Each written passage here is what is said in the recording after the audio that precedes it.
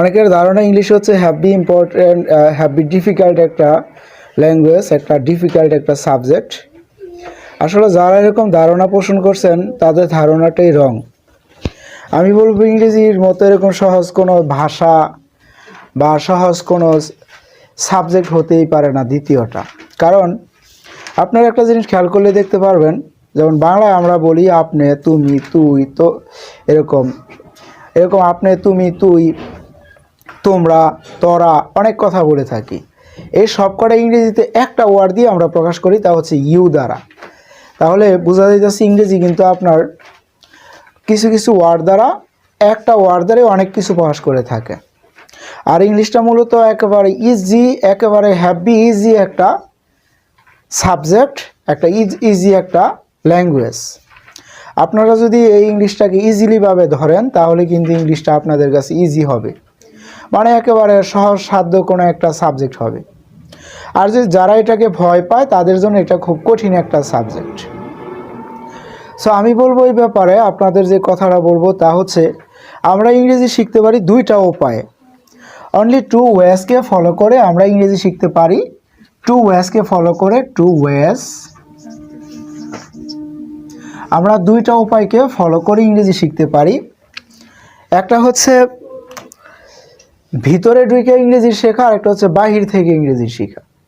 যদি আপনারা বাহির থেকে ইংরেজি শিখতে চান তাহলে ইংলিশটা হ্যাভি কঠিন, হ্যাভি ডিফিকাল্ট, সহজে পারবেন না, অনেক ইমপ্রুভ করতে অনেক সময় লাগবে। আর যদি ভিতরে থেকে আপনারা ইংলিশটা প্র্যাকটিস করেন তাহলে কিন্তু ইংলিশটা হবে পানির মতো সহজ। যেভাবে আমি আপনাদের আগে একটা টাইটেল দিয়েছিলাম, পানির মতো সহজ হবে ইংরেজি শেখা। তো এই ক্ষেত্রে আমি বলবো যদি আপনারা ভিতরে থেকে শিখেন, আমি বলবো সাপোজ মনে করেন আমার এই ক্লাসরুমটা হচ্ছে ইংরেজি আর বাহির সাইডটা হচ্ছে বাহিরের সাইড, অর্থাৎ বাহিরে ধরেন অন্য কোনো ল্যাঙ্গুয়েজ আর ভিতরে হচ্ছে ইংরেজি।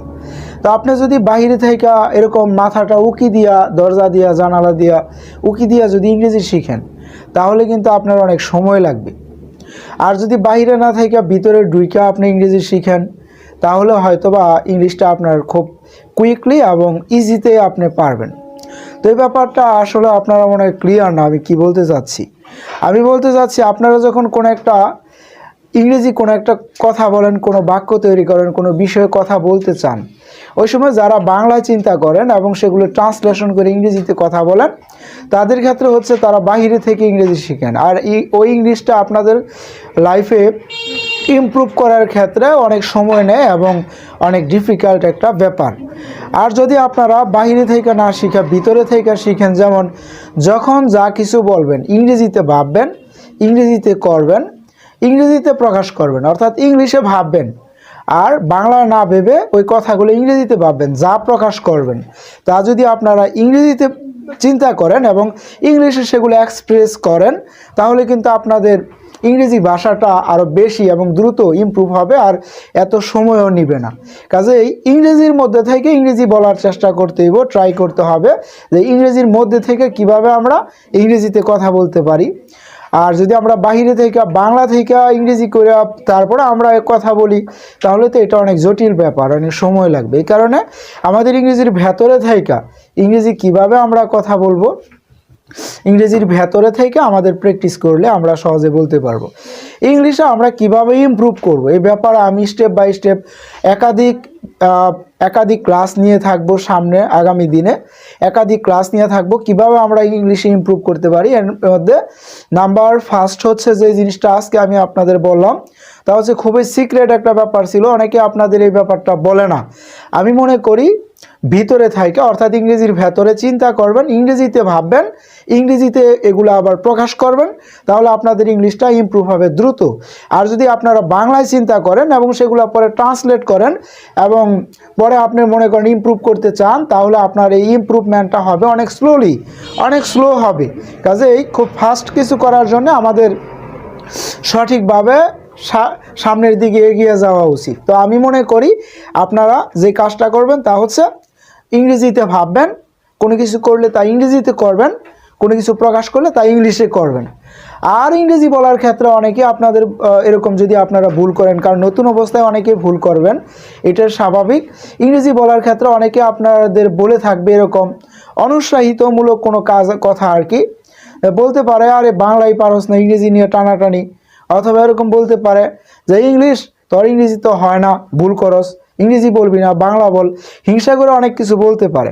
এই জিনিসগুলো হচ্ছে অন্যদের হিংসা করে এরকম বলতেই পারে আপনাকে। এতে করে উদ্বিগ্ন হওয়ার কোনো কারণ নাই। একটা কথা অবশ্যই মনে রাখবেন, you must learn through mistakes. অবশ্যই আপনি ভুল করার মধ্য দিয়েই শিখবেন। ভুল করবেন, শিখবেন, ভুল করবেন, শিখবেন। এই ক্যাটাগরিতে আপনি যদি প্র্যাকটিস করেন তাহলে এক সময় যারা আপনাকে উৎসাহিত করে না, বরং আপনার সাথে হিংসা করে, তারা দেখবেন এক সময় আপনাকে বলবেন, আরে তোর ইংলিশের ইমপ্রুভমেন্ট তো হ্যাভি, তুই তো ভালো ইংরেজি বলতে পারিস, এরকম অনেক কথা বলতে পারে। এই ধরনের আপনার পারফরমেন্স দেখে তারা খুব আনন্দিত হবে এবং একটা পর্যায়ে আপনার ইংলিশের কিন্তু বেসিকটা অর্থাৎ ব্যাকগ্রাউন্ডটা, ইংরেজির যে ভিত্তিটা, বেসটা, সেটা কিন্তু খুব স্ট্রং হবে। সো আমি আশা করছি আপনারা এখন থেকে ইংরেজির মধ্য থেকে এই প্র্যাকটিস করবেন, বাংলা চিন্তা করবেন না, করবেন ইংরেজিতে, যা বলবেন ইংলিশে বলবেন। যেমন মাদারকে মা না বইলা মনে মনে চিন্তা করবেন, this is my mother, she is my mother, এরকম চিন্তা করবেন। তারপরে মনে করেন আপনি বাজারে যাইতেছেন, বাংলায় ভাববেন না আমি বাজারে যাইতেছি, আপনি ভাববেন I am going to market, I have to buy something, আমাকে কিছু কিনতে হবে বা আমি কিছু কেনার জন্য বাজারে যাইতেছি, এরকম। এখন মনে করেন আপনার বন্ধু আসছে, আপনি জিজ্ঞেস করবেন যে তুমি কোথায় যাইতেছো, এটা বাংলায় ভাববেন না, ভাববেন where are you going my dear sweet friend, এরকম জিজ্ঞেস করবেন। এভাবে আপনারা ইংরেজিতে ভাববেন, ডাইরেক্টলি ইংলিশে ভাববেন এবং ইংরেজিতে এগুলো এক্সপ্রেস করবেন। তো আগামী পর্বে আমি আবার মোটিভেশন ক্লাসের দ্বিতীয় পর্বটা নিয়ে আসবো, কীভাবে আপনারা ইংলিশ ইমপ্রুভ করবেন, আরও কিছু পয়েন্ট বা কিছু পন্থা নিয়ে আসবো। আর সেই পর্যন্ত ভালো থাকবেন। আসসালামু আলাইকুম ওয়া রাহমাতুল্লাহি ওয়া বারাকাতুহু।